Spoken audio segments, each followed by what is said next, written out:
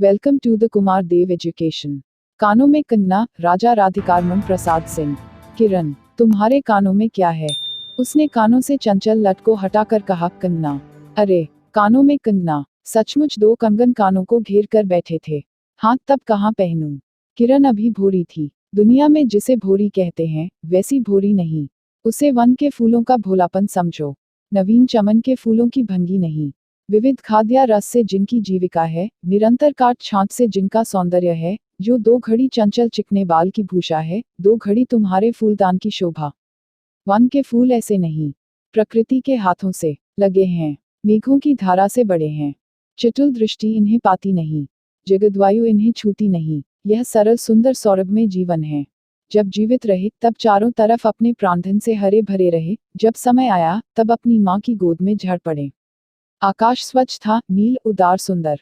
पत्ते शांत थे। संध्या हो चली थी। सुनहरी किरणें सुदूर पर्वत की चूड़ा से देख रही थी। वह पतली किरण अपनी मृत्यु शैया से इस शून्य निविड़ कानन में क्या ढूंढ रही थी, कौन कहे। किसे एकटक देखती थी, कौन जाने। अपनी लीला भूमि को स्नेह करना चाहती थी, या हमारे बाद वहां क्या हो रहा है, इसे जोहती थी। मैं क्या बता सकूं। जो हो, उसकी उस भंगी में आकांक्षा अवश्य थी। मैं तो खड़ा खड़ा उन बड़ी आंखों की किरण लूटता था। आकाश में तारों को देखा या उन जगमग आंखों को देखा, बात एक ही थी। हम दूर से तारों के सुंदर शून्य झिकमिक को बार बार देखते हैं, लेकिन वह सस्पेंद निश्चेष्ट ज्योति सचमुच भावहीन है, या आप अपनी अंतर लहरी से मस्त है, इसे जानना आसान नहीं। हमारी ऐसी आंखें कहाँ की उनके सहारे उस निगूढ़ अंतर में डूबकर थाह लें। मैं रसाल की डोली थामकर पास ही खड़ा था। वह बालों को हटाकर कंगन दिखाने की भंगी प्राणों में रह रहकर उठती थी। जब माखन चुराने वाले ने गोपियों के सर के मटके को तोड़कर उनके भीतर किले को तोड़ डाला, या नूर जहां ने अंचल से कबूतर को उड़ाकर शहंशाह के कठोर हृदय की धज्जियां उड़ा दी। फिर नदी के किनारे बसंत बल्लभ रसाल पल्लवों की छाया में बैठी किसी अपरूप बालिका की यह सरल स्निग्ध भंगिमा एक मानव अंतर पर क्यों न दौड़े। किरण इन आंखों के सामने प्रतिदी न आती ही जाती थी। कभी आम के टिकोरे से आंचल भर लाती, कभी मौलसिरी के फूलों की माला बना लाती, लेकिन कभी भी ऐसी बाल सुलभ लीला आंखों से होकर हृदय तक नहीं उतरी। आज क्या था, कौन शुभ या अशुभ क्षण था कि अचानक वह बनेली लता मंदार माला से भी कहीं मनोरम दिख पड़ी। कौन जानता था कि चाल से कुचला जाने में, हाथों से कंगन भूलकर कानों में पहनने में इतनी माधुरी है। 2 टके के कंगने में इतनी शक्ति है। गोपियों को कभी स्वप्न में भी नहीं झलका था कि बांस की बांसुरी में घूंघट खोलकर नचा देने वाली शक्ति भरी है। मैंने चटपट उसके कानों से कंगन उतार लिया, फिर धीरे धीरे उसकी उंगलियों पर चढ़ाने लगा। न जाने उस घड़ी कैसी खलबली थी। मुंह से अचानक निकल आया, किरण, आज की यह घटना मुझे मरते दम तक न भूलेगी। यह भीतर तक बैठ गई। उसकी बड़ी बड़ी आंखें और भी बड़ी हो गईं। मुझे चोट सी लगी। मैं तत्क्षण योगीश्वर की कुटी की तरफ चल दिया। प्राण भी उसी समय नहीं चल दिए। यही विस्मय था। एक दिन था कि इसी दुनिया में दुनिया से दूर रहकर लोग दूसरी दुनिया का सुख उठाते थे। हरिचंदन के पल्लवों की छाया भूलोक पर कहाँ मिले, लेकिन किसी समय हमारे यहाँ भी ऐसे वन थे, जिनके वृक्षों के साय में घड़ी निवारने के लिए स्वर्ग से देवता भी उतर आते थे। जिस पंचवटी का अनंत यौवन देखकर राम की आंखें भी खिल उठी थीं, वहां के निवासियों ने कभी अमृतरू के फूलों की माला नहीं चाही, मंदाकिनी के छींटों की शीतलता नहीं ढूंढी। नंदनोपवन का सानी कहीं वन भी था। कल्पवृक्ष की छाया में शांति अवश्य है, लेकिन कदम की छहियां कहाँ मिल सकती। हमारी तुम्हारी आंखों ने कभी नंदनोत्सव की लीला नहीं देखी, लेकिन इसी भूतल पर एक दिन ऐसा उत्सव हो चुका है, जिसको देख देखकर प्रकृति तथा रजनी 6 महीने तक ठगी रही। शत शत देवांगनाओं ने पारिजात के फूलों की वर्षा से नंदन कानन को उजाड़ डाला। समय ने सब कुछ पलट दिया। अब ऐसे वन नहीं, जहां कृष्ण गोलोक से उतरकर 2 घड़ी वंशी की टेर दें। ऐसे कुटीर नहीं जिनके दर्शन से रामचंद्र का भी अंतर प्रसन्न हो, या ऐसे मुनीश नहीं जो धर्मधुरंधर धर्मराज को भी में शिक्षा दें। यदि 1-2 भूले भटके हों भी, तब अभी तक उन पर दुनिया का पर्दा नहीं उठा, जगन्माया की माया नहीं लगी। लेकिन वे कब तक बचे रहेंगे?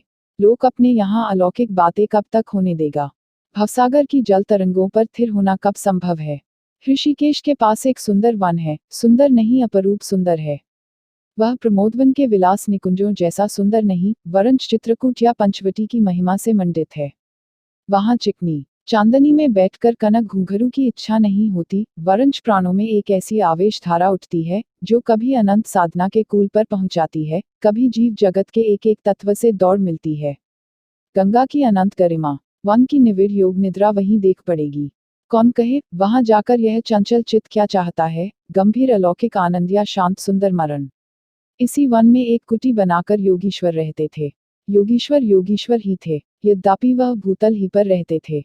तथापि उन्हें इस लोक का जीव कहना यथार्थ नहीं था।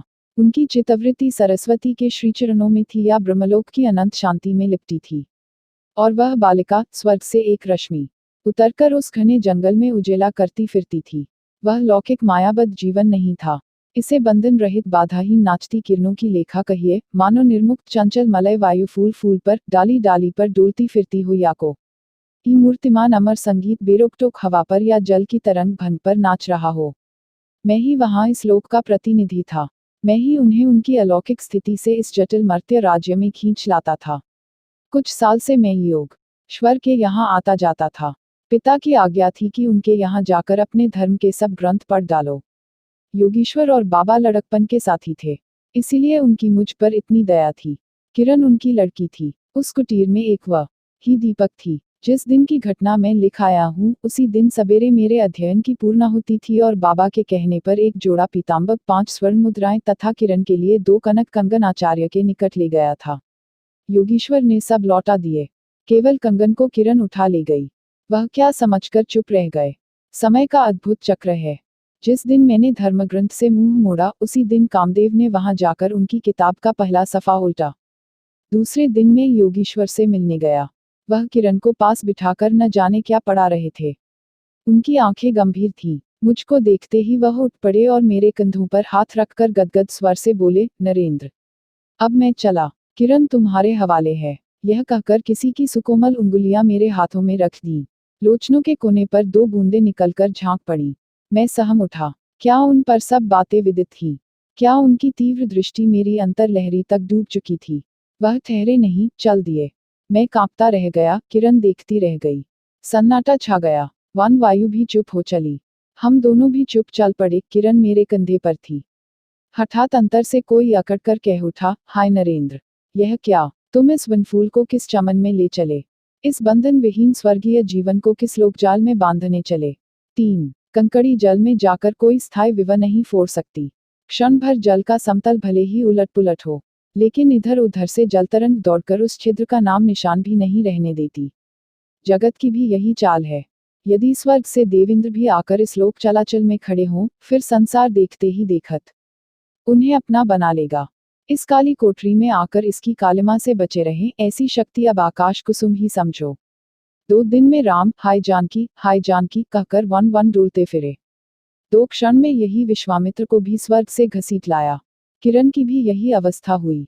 कहाँ प्रकृति की निर्मुक्त गोद, कहाँ जगत का जटिल बंधन पाश। कहाँ से कहाँ आ पड़ी। वह अलौकिक भोलापन, वह निसर्ग उच्छ्वास, हाथों हाथ लुट गए। उस वनफूल की विम ल कांति लौकिक चमन की मायावी मनोहारिता में परिणत हुई। अब आंखें उठाकर आकाश से नीरव बातचीत करने का अवसर कहाँ से मिले? मलय वायु से मिलकर मलयाचल के फूलों की पूछताछ क्यों कर हो? जब किशोरी नए सांचे में ढलकर उतरी, उसे पहचानना भी कठिन था। वह अब लाल चोली, हरी साड़ी पहनकर, सर पर सिंदूर रेखा सजती और हाथों के कंगन, कानों की बाली, गले की कंठी तथा कमर की करधनी दिन दिन उसके चित्त को नचाए मारती थी। जब कभी वह सज-धज कर चांदनी में कोठे पर उठती और वसंत वायु उसके आंचल से मोतिया की लपट लाकर मेरे बरामदे में भर देता, फिर किसी मतवाली माधुरी या तीव्र मदिरा के नशे में मेरा मस्तिष्क घूम जाता और मैं चटपट अपना प्रेम चीत कार फूलदार रंगीन चिट्ठी में भरकर जूही के हाथ ऊपर भेजवाता या बाजार से दौड़कर कटकी गहने व विलायती चूड़ी खरीद लाता। लेकिन जो हो, अब भी कभी कभी उसके प्रफुल्ल वदन पर उस आलोक की छटा पूर्वजन्म की सुखस्मृतिवत चली आती थी, और आंखें उसी जीवंत सुंदर झिकमिक का नाज दिखाती थी। जब अंतर प्रसन्न था, फिर बाहरी चेष्टा पर प्रतिबिंब क्यों न पड़े।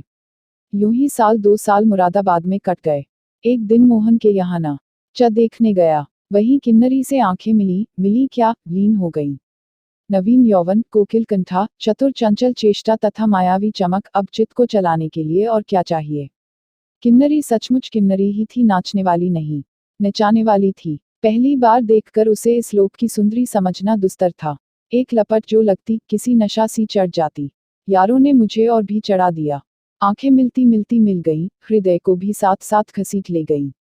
फिर क्या था इतने दिनों की धर्म शिक्षा, शतवत्सर की पूज्य लक्ष्मी, बाप दादों की कुल प्रतिष्ठा, पत्नी से पवित्र प्रेम एक एक करके उस प्रतीप्त वासना कुंड में भस्म होने लगे। अग्नि और भी बढ़ती गई। किन्नरी की चिकनी दृष्टि, चिकनी बातें घी बरसाती रहीं। घर बार सब जल उठा। मैं भी निरंतर जलने लगा, लेकिन ज्यों ज्यों जलता गया, जलने की इच्छा जलाती रही। 5 महीने कट गए, नशा उतरा नहीं। बनारसी साड़ी, पारसी जैकेट, मोती का हार, कतकी कर्णफूल, सब कुछ लाकर उस मायाकारी के अलग तक रंजित चरणों पर रखे। किरण हेमंत की मालती बनी थी, जिस पर एक फूल नहीं, एक पल्लव नहीं। घर की वधू क्या करती? जो अनंत सूत्र से बंधा था, जो अनंत जीवन का संगी था, वही हाथों हाथ पराये के हाथ बिक गया। फिर ये तो 2 दिन के चिकम की खिलौने थे, इन्हें शरीर बदलते क्या देर लगे। दिन भर बहानों की माला गूंथ गूंथ किरण के गले में और शाम को मोती की माला उस नाचने वाली के गले में सशंक निर्लज डाल देना, यही मेरा जीवन निर्वाह था। एक दिन सारी बातें खुल गईं, किरण पछाड़ खाकर भूमि पर जा पड़ी। उसकी आंखों में आंसू न थे, मेरी आंखों में दया न थी। बरसात की रात थी, रिमझिम बूंदों की झड़ी थी। चांदनी मेघों से आंख मुंदोवल खेल रही थी। बिजली काले कपाट से बार बार झांकती थी। किसे चंचला देखती थी तथा बादल किस मरोड़ से रह रहकर चिल्लाते थे, इन्हें सोचने का मुझे अब सर नहीं था। मैं तो किन्नरी के दरवाजे से हताश लौटा था। आंखों के ऊपर न चांदनी थी, न बदली थी। त्रिशंकु ने स्वर्ग को जाते जाते बीच में ही टंकर किस दुख को उठाया, और मैं तो अपने स्वर्ग के दरवाजे पर सर रख निराश लौटा था। मेरी वेदना क्यों न बड़ी हो।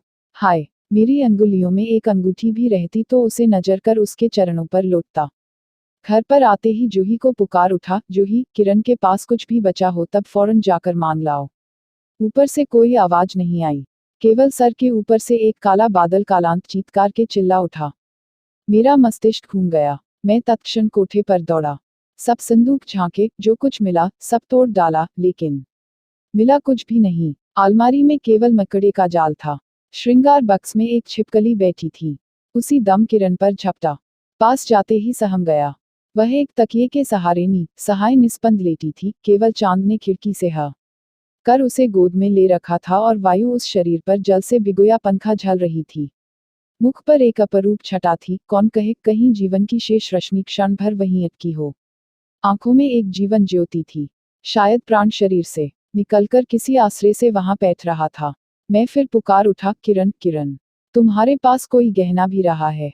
हाँ, क्षीण कंठ की काकली थी। कहाँ है, अभी देखने दो।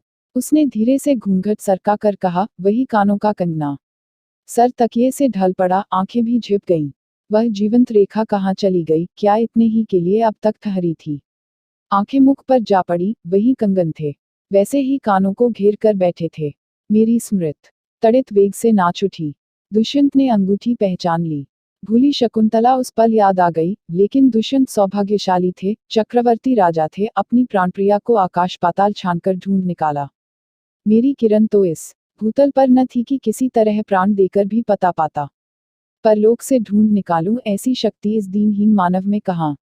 चढ़ा नशा उतर पड़ा। सारी बातें सूझ गईं, आंखों पर की पट्टी खुल पड़ी, लेकिन हाय, खुली भी तो उसी समय जब जीवन में केवल अंधकार ही रह गया।